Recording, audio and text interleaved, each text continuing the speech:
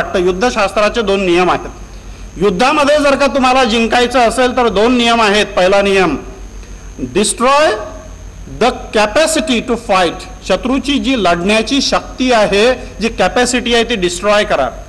स्पर्धा परीक्षा आपला शत्रू आहे असं समजा, ती आपली एक तर कॅपॅसिटी नष्ट करू शकते. Destroy the will to fight, आणि लढण्याची इच्छा नष्ट करा. स्पर्धा परीक्षेच्या क्षेत्रामध्ये ज्यांना यश मिळवायचं आहे त्यांना हे 2 अडसर निर्माण होतात.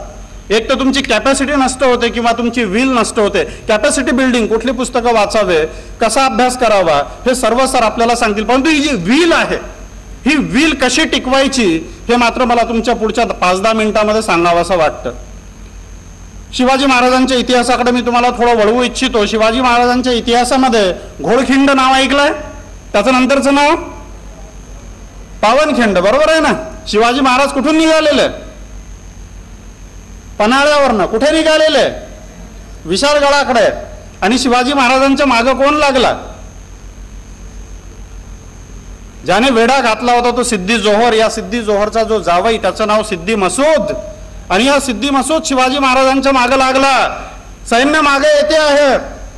आणि मग बाजीप्रभू देशपांडे, फुलाजी देशपांडे शिवाजी महाराजांना सांगतात की महाराज, तुम्ही काही सैन्य, मोजके सैन्य माझ्या पुढे ठेवा. ही जी घोडखिंड आहे ही मी लढवतो आणि तुम्ही विशाळगडापर्यंत पोहोचा. झालं, निघाले शिवाजी महाराज. बाजीप्रभू देशपांडे त्या खिंडीमध्ये आहेत, खिंड लढवत आहेत. सिद्धी मसूद घेऊन आला 2000 घोडेस्वार, मागं चिकार पायदळ. आणि ह्या 300 माणसांनीशी खिंड लढवतोय बाजीप्रभू देशपांडे आणि फुलाजी देशपांडे. हे मला तुम्हाला काय सांगावं असं वाटतंय? कारण बघा सिच्युएशन कशी आहे. धोधो पाऊस पडतो आहे, सैन्यदळ कमी आहे, वेळ रात्रीची आहे, शस्त्र साठा कमी आहे, जवळ तोफखाना देखील नाही. परंतु बाजीप्रभू देशपांडे, फुलाजी देशपांडे असं नाही म्हणाले की महाराज माझ्याकडे सैन्य साठा कमी आहे, मी कसा लढू. त्यांनी सबब नाही सांगितली. माझ्याकडे पुस्तकं कमी आहेत, माझ्याकडे पैसे कमी आहेत, मला घरचं बॅकग्राऊंड नाही, पण मी सबब सांगणार नाही. मी त्या बाजीप्रभू देशपांड्यासारखा, फुलाजी देशपांडेंसारखा ही जी स्पर्धा परीक्षेची गजापूरची घोडखिंड आहे ही लढवणार आणि यशस्वी होऊन दाखवणार आणि तिला पावनखिंड घडवून दाखवणार. हा निर्धार करण्याचा मनोदय तुमचा पक्का व्हावा म्हणून मी तुमच्या पुढे बोलतोय. मित्रहो, मला तुम्हाला हे सांगत असताना थोडं काही अभ्यासाबाबतही सांगावं असं वाटतंय की अभ्यासाची जी रेग्युलर पद्धती आहे ती थोडी बदलली पाहिजे.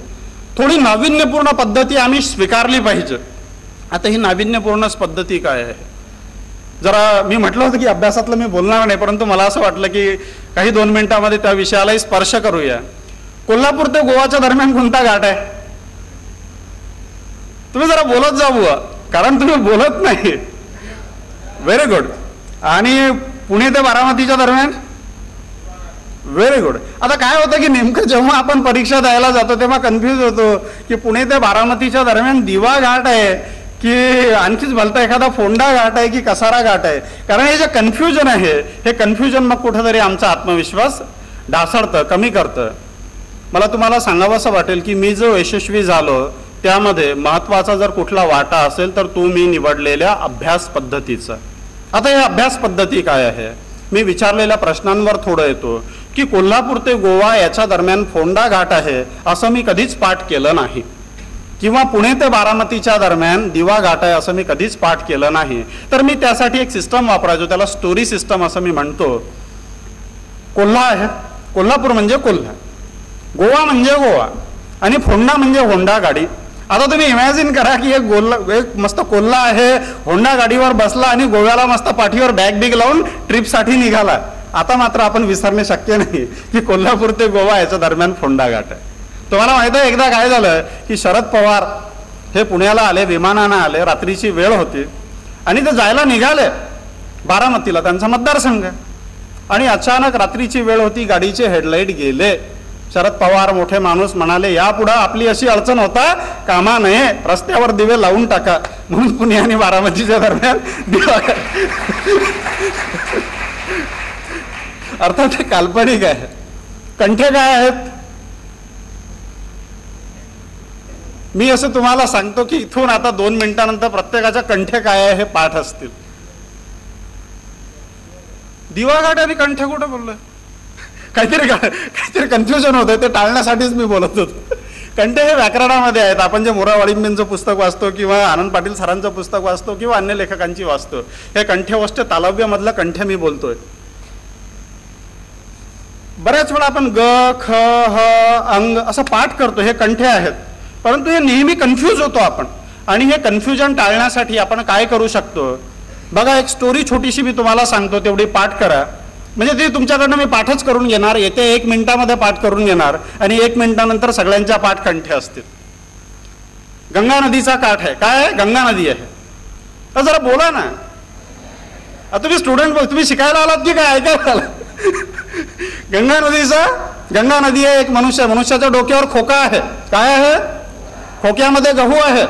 हा मनुष्य चालताना कंठातून घुबडाचा आवाज काढतोय. स्टोरी पाठ झाली की नाही झाली?